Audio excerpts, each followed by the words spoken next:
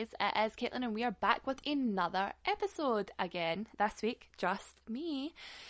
I hope you have been enjoying the guests, and as always, like, you can catch up with like anything we have been doing. It's always going to be on the Instagram and usually kind of like flung about on the Twitter, but Twitter's mad. So this week, just me and you, just us, just alone with you, just me and you, just us.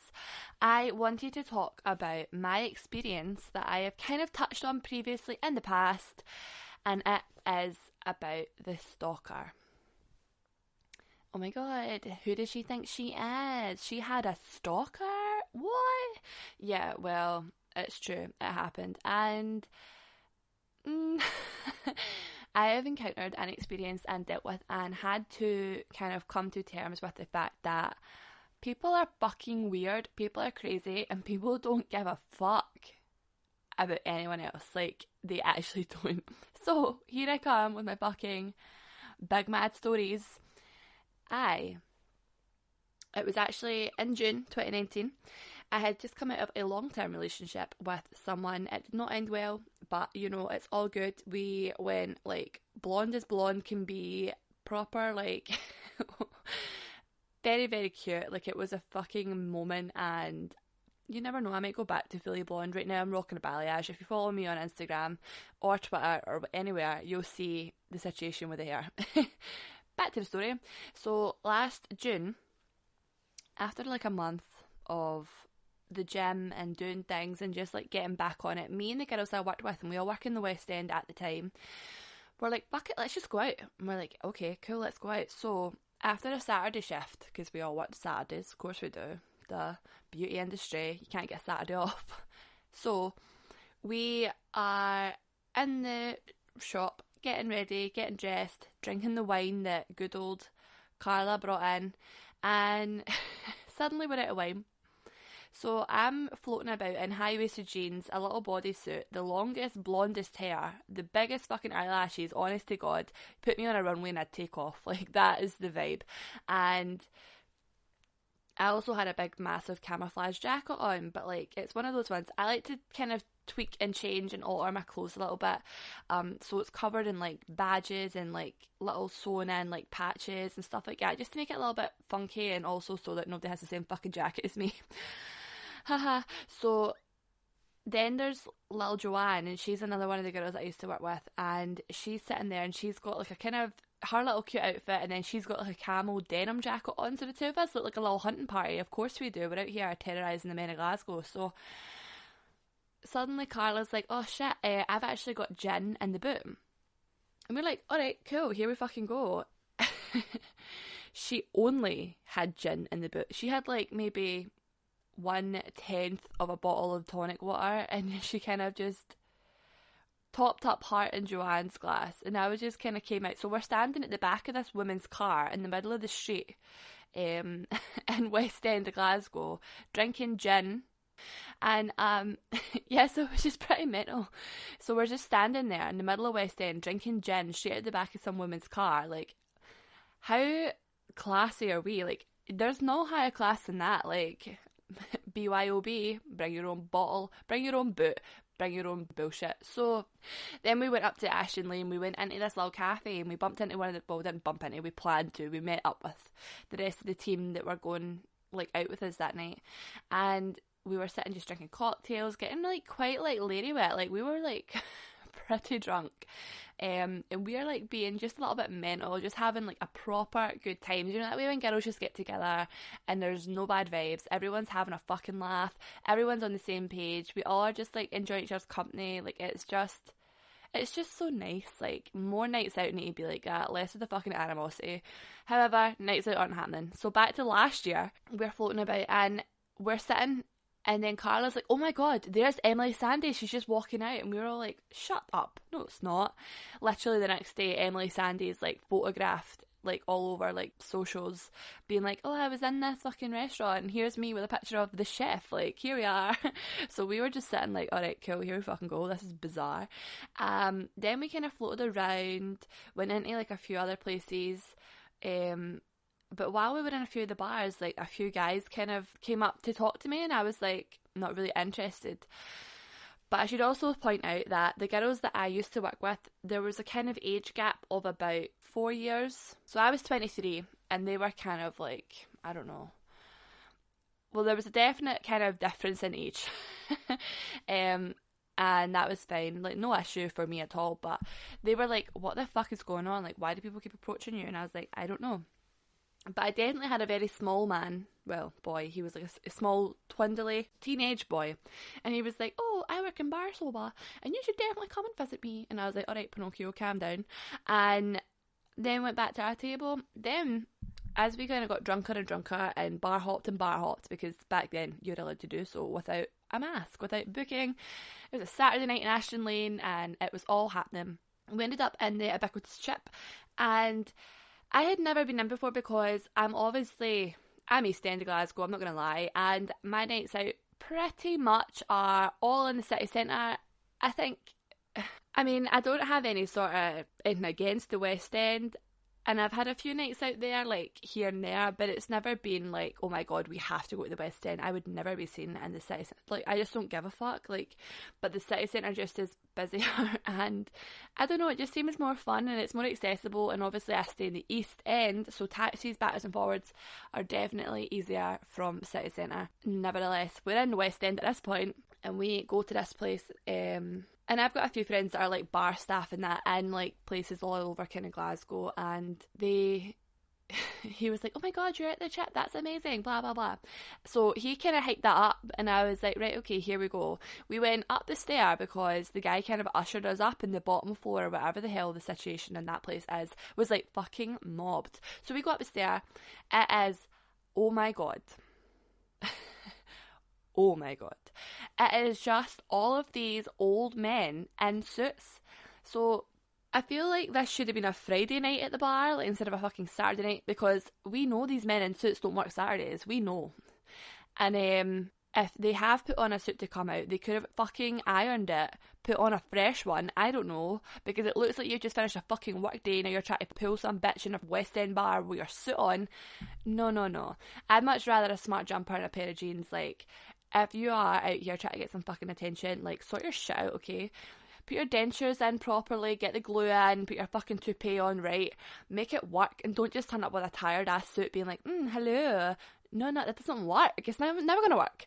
So, now that I've ranted about the appearance of the place and the custom, we went in and we were standing at the bar. Now, behind the bar, and this makes more sense as to how I would know the bar staff, or some of them anyway, they're all young boys. They're all kind of like between the ages of 20 and 30. Well, maybe some are over 30, I can't remember. But the ones we were dealing with were kind of like mid to late 20s, which is fine for me. And we were just sitting, like, having a laugh with these boys, and they're all jumping about like monkeys, like shaking up like whatever cocktails, like, you know, pretending they're fucking, is it Tom Cruise? Tom Cruise and cocktail, whatever the hell his name is. And yeah, so that was fine. We are paying no attention to the weird men around us. So at this point, 4 has become 3. One of the girls went home. Our man came and picked her up.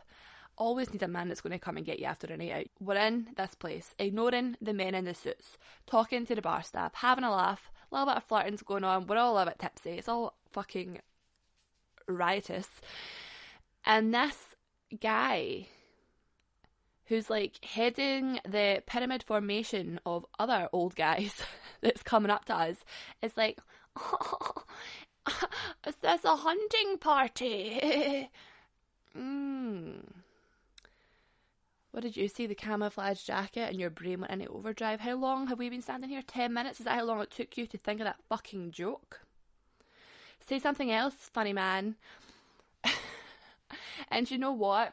If it was a fucking hunting party, there's a reason we left you alone. Fuck off, all the way off, don't come near us. This actually happened a few times, not with a hunting joke, but just guys trying to chat to us. And you know that way they kind of put their hand on you? I'm just fucking glad I didn't take my jacket off. That's all I'll say about it. So then we end up squeezed in a table because we always got to find a little seat, little perch. And we're just having a fucking laugh. Then, now, this is where we decide we're going to go dancing. Now, me, totally clueless, did not know this place had a club. we get to Orr and Moor. So the three of us get to Orr and Moor. We are having the, like, best time. We're, like, laughing, giggling, walking down the street, da da da da, here we go, we're going to get more drinks in the bar, and then when the club opens, we'll go to the club, da da da da da, and that, da da da da, that's us walking through the West End. We get to Orr and Moor, and the guy at the door, it's nice enough. You can tell he's not from the West End, but that's okay. He's a rough around the edges, nice man. And he gets us like, what should I do? Da da da. And you go, see you later, have a good time. The three of us are like, woo, and we go. So we're walking around and it's a fucking mob. It's so busy. But obviously, the Orr and Moor is a converted church, which is on the corner of some street in Glasgow. Can't remember the name of it, and it is facing the Botanic Gardens, and it's on a big cross. It's next to, like, it's not far away from, like, the Bovine, which is next to the big Hilton. Yeah, it's prime real estate in the West End of Glasgow. So yeah, so we're in there. It's very, very busy. It's got, like, beer gardens outside, so it's all converted, but you can still tell it's a church. Like, they may have put neon lights around this fucking spear, but it's all good. It still looks like a holy place. So then we go in and we're just chilling, floating about, trying to, like, actually get to the bar. And one of the girls, like, kind of looks at me because I don't really pay attention, and she was like, oh my god, everyone's, like, watching you. And I was like, no, they're not. No, they're not. She was like, no, like, wherever you go, there's always someone that's trying to, like, talk to you or whatever. And I was like, no, shut up. Let's just not talk about that, and let's just go and get more drinks and have a good fucking time. Which is fine. That's all we came to do, really. I was not interested in talking to anyone else. Everyone that I had come into contact with was put the fuck down. I really didn't care, didn't give a shit. I wasn't here to talk to boys. I wasn't there to do anything other than have a good night, have a laugh, mess about with my pals. Like, that was it. And that was the whole fucking vibe for the whole night. And the girl was like, oh, I want to sit down, because we eventually did get to the bar, and I was like, oh, there's a space over there. Next to the man with the tattooed eyeballs. If you're brave enough, on you go. I was like, I'll get the next round, so I'll just stay at the bar, but I'll come over. So they eventually got over, and I can kind of see them being like, oh, will you squeeze in next to you? And then the man with the tattooed eyeballs was just sitting, like, and I mean, I don't think there was any part of him that wasn't tattooed. I feel like if there was any part of him, it was going to be his literal ring, his actual arsehole, like the fucking sphincter. I feel like that man probably had, like, the fucking soles of his feet tattooed. Shit you not, like, he literally, both sides of his hands, his whole head, his eyeballs, everything. And I was like, so while they're talking over there and kind of getting acquainted with this monstrosity of a tattooed man, I'm at the bar getting the drinks in. And it's a very, very busy bar. But I'm also 6 foot tall. With big boobs and very blonde hair and ridiculous eyelashes, so I wasn't waiting for long. But there's this massive guy, this absolutely mammoth man, like huge, humongous. So I'm 6 foot, so he must have been at like 6'6". I was like shoulder level to this guy, like just, and he was twice as wide. Like, honest to God. So then he was like, oh, hey, can I buy you a drink? I said, well, I actually just bought some drinks, but you can buy me some shots, because who the fuck doesn't want shots on a night out? I just can't get my head around it. So he actually bought us, me and him, 2 shots of tequila. So we done shots at the bar, and then he was like, oh, and I was like, well, I'm going to go over here where my people are, and this weird man with a tattooed in his eyeballs. And thank you for the shot. And then he followed me over, and he sat at the edge of the table, and I'm dealing with this man, this tattooed man, and he's like, oh, I'm from Glasgow, da da da da. No, you're not. No, you're not. Do you know how I can tell you're not from Glasgow? I can tell by your voice. I can tell by the way you're talking. I can tell by your accent that you're not from Glasgow. Turns out he was from Edinburgh. Da-da, bingo, there we go. There's the fucking truth. And I was like, why are you trying to claim you're from Glasgow if you're from Edinburgh? And he was like, oh, and I was like, okay, I can see that your brain is filled with ink. Please calm down. So then we're sitting, and there's this like kind of little meek man sitting next to him, it's been quite quiet, and then suddenly out of nowhere, this guy's got a fucking like glob on him, and he's suddenly very confident. He's like, blah, blah, blah, blah, blah, like, this is his business card. Blah. I'm like, somebody like taser you? What the fuck happened? Somebody switch you on? Shut up. Put your card in your fucking mouth and be quiet. But like, yeah, so that was pretty mental. And then the girls were a wee bit uncomfortable. They're like, let's go. And I was like, fair fucking enough. Let's go. And I had completely forgotten about the man that had bought us, the shots. I completely forgot about the mammoth man. So I'm just like, yeah, bye guys, da da da. I'm like ready to fucking run out of this bar to get to the little bit downstairs.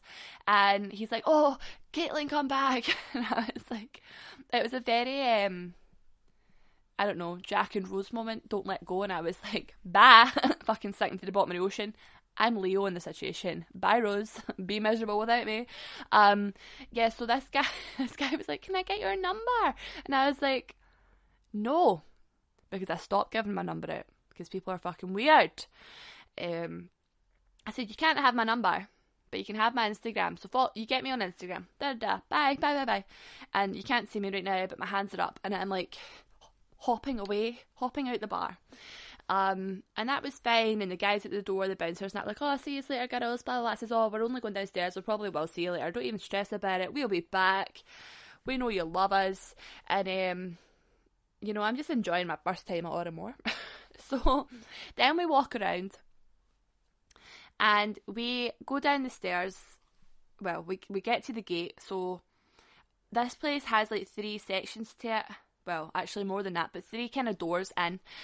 There's some sort of cocktail bar at the back, which is like a small back entrance to the church building. Then it's got the basement, which has been converted into a club, and then you've got obviously like the bar. But see, when you go into the bar, there's like stairs upstairs, and there's also a kind of restaurant section in the bar area. It's a fucking mess. I don't know, and I'm not going to ever know. Not after what happens next. So this bouncer at the gate for the club, he was like, hi guys. Oh, and he put his hand right up in front of my face. Well, not my face, but like my kind of throat, chest area. He stopped me in my tracks. He stopped me, and I was like, oh shit. I swear I'm old enough to be here. Like, I'm just like, oh.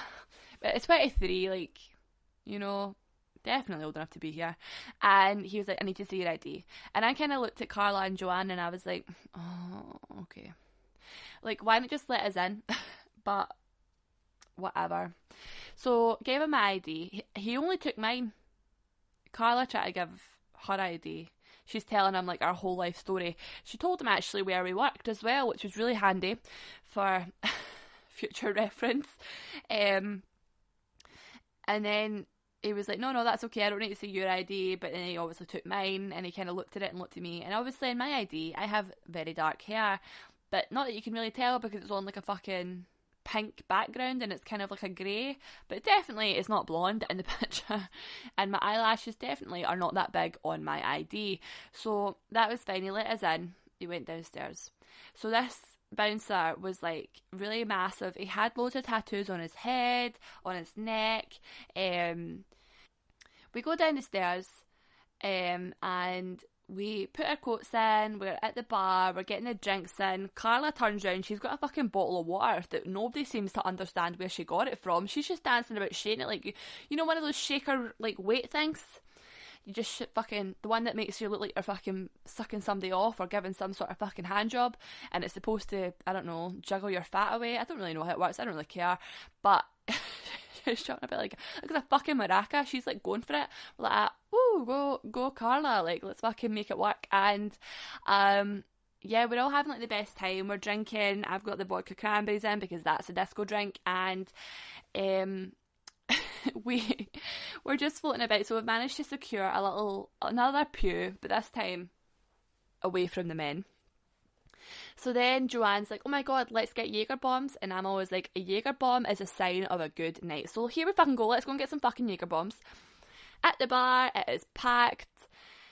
Now, I'm standing, talking to Joanne, dancing, bobbing about in this little crowd, kind of just having a good time. Do you know that way you're just like, messing about, having a laugh. Everyone's for it. There's no hostility. It's all good. And somebody behind me goes, "Is somebody wearing alien?" And I was just like, oh dear God. And Joanne's like, "Oh my God, Caitlin's wearing an alien. Oh my God, that's you. It's not to you." And I was like, oh, wow, I really lucked out tonight. So this guy in this like almost luminous aqua blue shirt, like he looks like a pool tile. You know, one of those pool tiles that you would get at the bottom of the pool in fucking Ibiza somewhere, or I don't know, Benidorm, somewhere else, I don't know, some sort of pool, any pool, all the pools, that kind of blue. And I was like, oh fuck.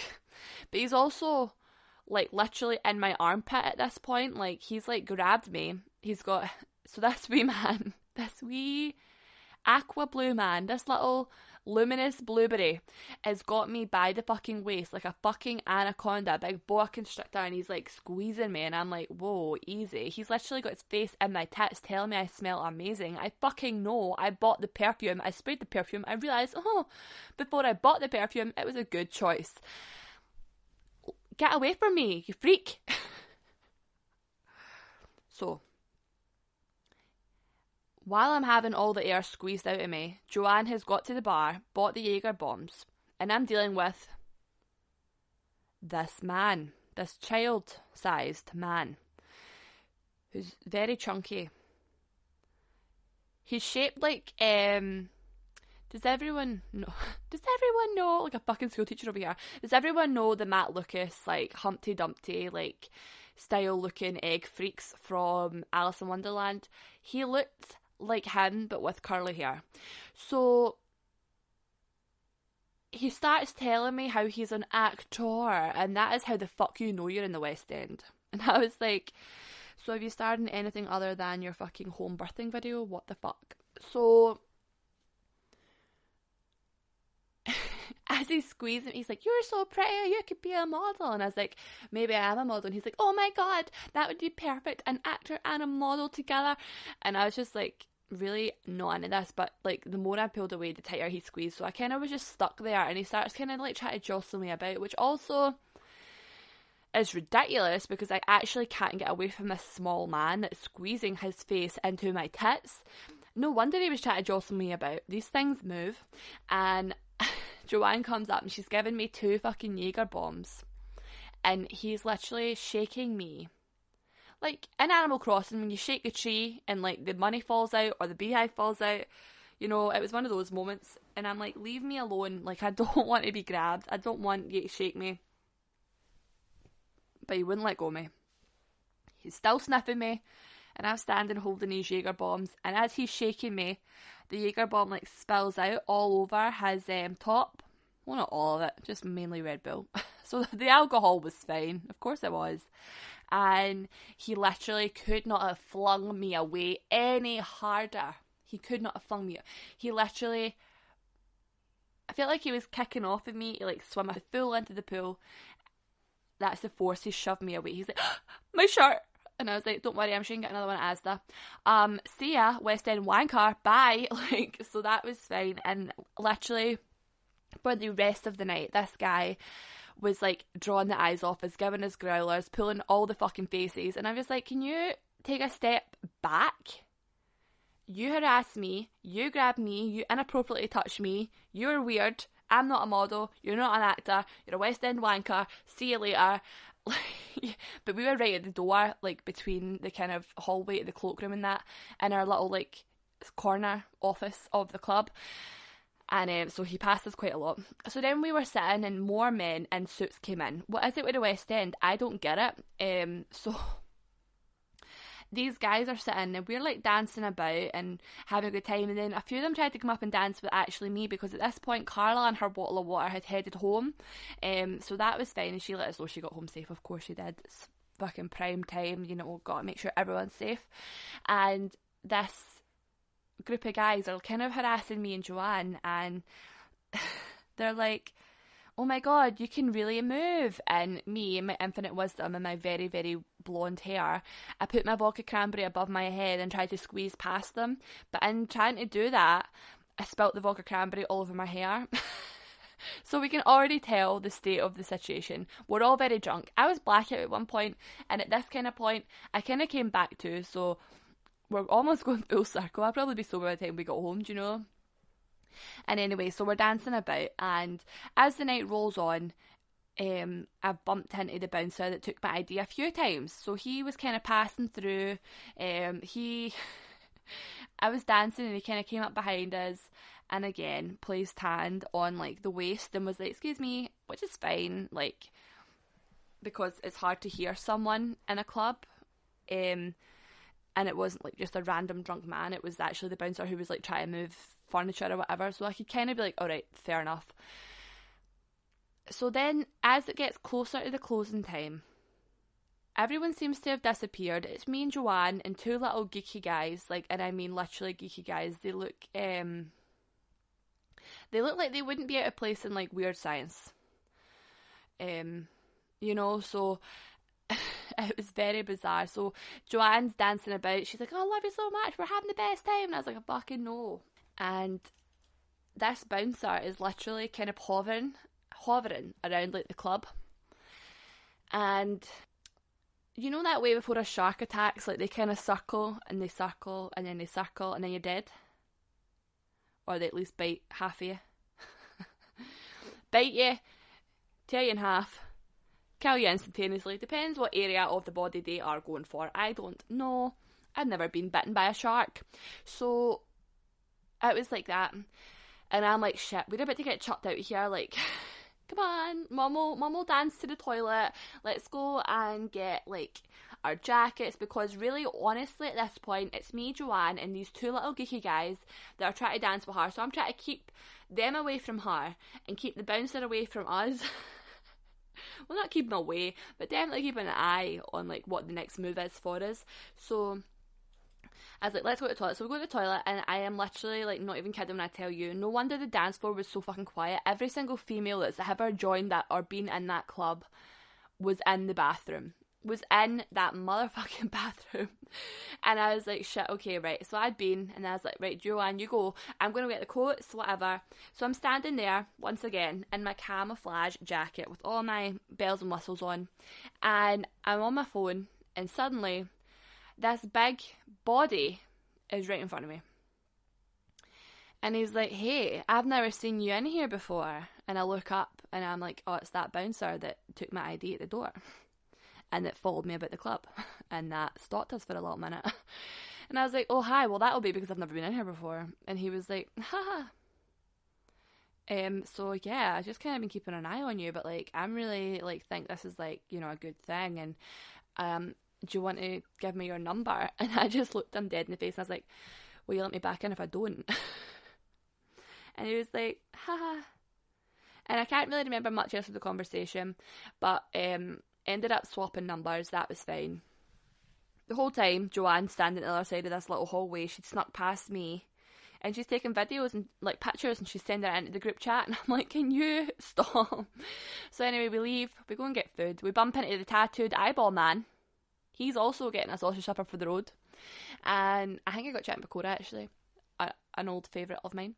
And we're sitting at one of the steps facing the botanics, and it is pouring down.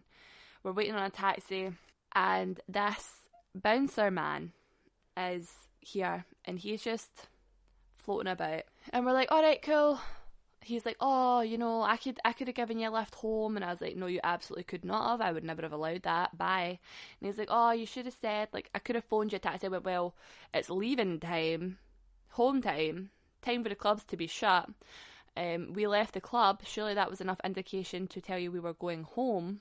I don't know about you, but that seems pretty logical to me." And he was like, "Oh." So eventually we got in a taxi.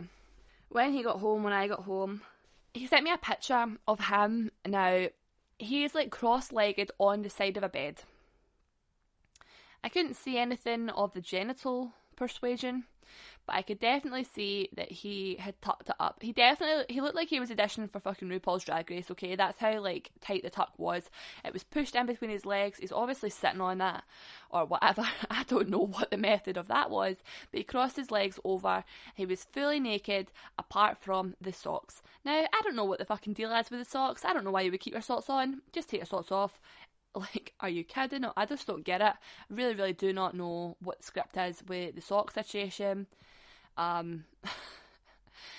really going to think too much on it, but I kind of immediately was like, what the hell is this? And was that to the girls, he just sent me the most bizarre picture. And they were like, oh my god, a dick pic. And I was like, no, like, him naked with no dick, like, with socks on. What is going on? And we're all just like laughing and joking about it. And I was like, sorry, I don't know who the fuck you're talking to, but it's not me. Take that shit elsewhere. And I was quite, like, brutal about it, and I was quite harsh, and I'm definitely, like, I'm a hard person to get along with if you don't start off on the right foot. Like, that is a hard fact. And, yeah, so the conversation swiftly moved along. He was very, like, keen to talk to us. He was only 24 at the time. I was 23.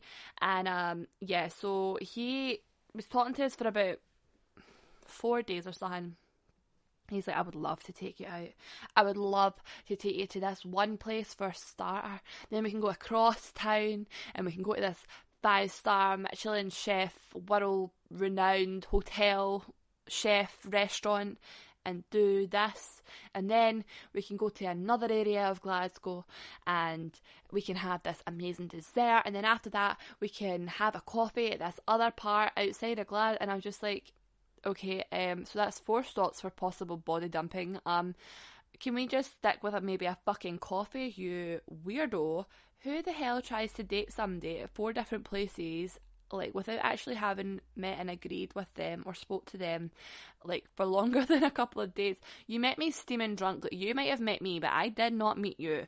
Like, hang on. And also, a little safety tip, always a coffee, sober mind, easy to get out of. That's the fucking dream, that's the goal, that's the move, and that's what you should do. If you're unsure of someone, or, you know, coffee's an interview. So many people push for other, but we're going back to the story. So, like, a week or so later, we get a coffee, and the girls were like, oh my gosh, like, what's going to happen? And I was like, nah, I'm just going for a coffee, like, nothing else, nothing, no drama, no hassle. We went for a coffee, and he's sitting in front of me, he's like, oh my god, you're so intimidating. What?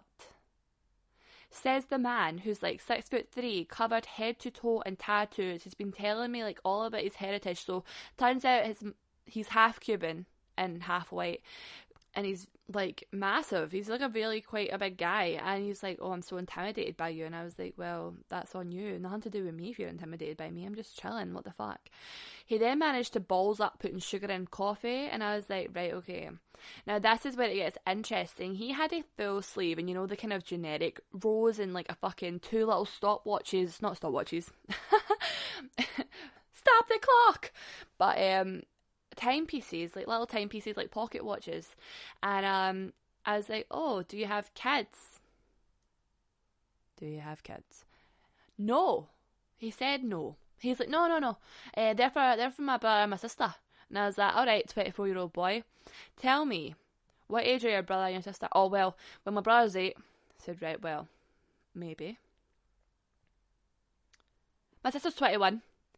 Okay, not a fucking chance. Alright, cool. Thanks for the coffee. I'm going away. See you later. He's like, well, I'll see you again. I says, we'll see. And left. And that was fine. And then I went back and I said to the girls, because I just went back to work, because I knew that they would still be, like, in there. And I was like, what the fuck do you think of this? And they were like, oh my god, he's definitely got kids. And I was like, doesn't he? Okay. So then I go on Instagram and find out he does actually have kids. And I said to him, why did you lie? Why did you lie to me? Like, that's bizarre. And the fact that you kind of said you didn't have kids, it gave me this massive sob story and how he was so sorry. I says, listen, you can't be honest. You literally denied you had kids, whether they are, like, all yours or not. Like, I don't play that game. You're not being honest is, like, an immediate no, and then denying you have kids is even fucking worse. Okay, like, that's so wild to me. Jesus Christ, if you said you had kids, it's not an issue. It's just mental. So I was like, right, whatever. Decided it wasn't for me. Told him I wasn't interested in someone who wouldn't be upfront and honest and also would deny that his kids are there, alive, real. And here comes the fucking bullshit behaviour of phoning, texting. I blocked his number, I blocked his WhatsApp, I blocked him on Instagram. He got a new Instagram account, he got a Facebook account. He found me on Facebook. He started like sending me stuff on like Snapchat. Like it just got mental. It got so intense. Phoning me from different phone numbers, phoning the shop. Like it was crazy. At one point, I was getting all these mental messages, and I was like, oh my god, what the fuck? And obviously he knew where I worked because of the conversation we had at the door of Moore's club. And I was like, this is fucking bizarre, what the fuck? And then I started getting flowers and chocolates delivered to me at work with notes. And I was just like, oh dear God. Eventually, like, I just said to him, you need to stop, otherwise I'm taking this further. And like, it just became so bizarre and so mental and quite frightening. Like, where I worked in the West End, and we sometimes finished late at night, and it was starting to, so it was like the end of June, July, which is obviously summer, which is fine, but, and there was CCTV and everything, and I had to say to my boss, I was like, listen, I am dealing with this guy, he knows where we work, like, it's fucking wild. And she was quite frightened for it, but she was like, this is crazy. And I was like, I know. So it was very bizarre, and it was scary at the time. Like, it's fair enough to kind of like slag it off and make it kind of a joke now, but at the time that is quite frightening. And that's only one story of like men being ridiculous and badly behaved and irresponsibly damaging to someone. So yeah, like that's a stalker story. That's how it became that way, and that's what happened.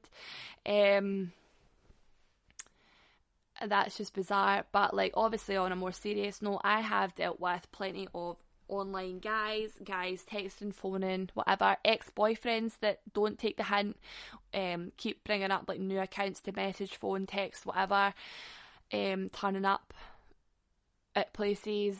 You know, it is what it is, and it can be scary and it can be frightening. I recently worked with someone, and it went from professional to him being interested in me, for me to then tell him I wasn't interested, especially after some of the comments and things made and some of the stuff that had been posted and sent to me, like illicit pictures. And I said, listen, I'm not interested, I'm not going to pretend, I'm not going to keep this going. And he went fucking mental. Now I'm talking hundreds of messages, constant phone calls, video chats, everything. And I'm just like, okay, this is disruptive as hell. Like, people acting like that as if that's normal. Like, I'm starting to understand now why American girls have such a fucking hard time just saying no at a bar. Like, people are scary, and that needs to change. So what I wanted to do, obviously, as well as make light of, I wanted to bring attention to something that is very serious, which is harassment, be it in person or online, be it from crazy stalker like style people to just ex-boyfriends, all this stuff that makes girls and women, and definitely other men and anyone who, you know, deals with men, it can be very frightening and very off-putting and very scary, which is unfortunately the hard part of the world today. Like, I had a friend who told me she was frightened. She was out a walk and she wasn't sure of the area, so she cut her walk short to come back to the flat because she was out without her boyfriend. And I'm sure everyone can relate to at some point feeling threatened or unsafe, be it in a bar, out in public, anywhere. So I wanted to bring attention to all of this, and also to just pull up a point of, for the illicit pictures, unless someone says, oh my god, yes, I want to see your dick so bad, unless they say that, unless they ask, sending a dick pic without consent is illegal and you can phone your police department or whatever's near you and report that. I would say screenshot it for proof. And don't crop out like the name or your chat or your messages or whatever. Doesn't matter if you were like being flirty or whatever. Someone sending you a dick pic without consent is illegal. I would know, I'm dealing with some stuff right now. It is illegal. You can report it. They can be charged and they, I think, get put on a sex offenders register. So do not hesitate. You don't have to put up with it. And also, because obviously it's a serious issue, I am going to post some links. I'm going to post up maybe some numbers and things. It will be on the Instagram. It will be, made available. And don't be frightened to speak up on like your situation and what you had to deal with, because obviously there's someone out there who's maybe dealing with something worse, or they don't know that there's help out there, or they don't think that this is not normal, okay? And it's not normal. You shouldn't have to put up with it. And that's also part of the reason of the Girl Wasted podcast. It is me, female led. Here we go, like, let's just fucking take this by the balls, by the fucking scruff of the neck. We're going to make it work, and it is what it is. People need to start being held accountable for their actions, and I also want to make sure everyone is safe. That is my first and foremost concern. And always, Agony Aunt Wasted is here for like whatever else. You can always find me on Instagram at girl_wasted and on Twitter at girl_wasted_. Okay, my loves, hopefully that little snippet of let's be real for a minute did not kill the vibe of the fucking bullshit harassment stalker story of a night out that I had and the continued harassment of exes. Love that for me. Okay, my loves, have an amazing day and I will see you next Sunday.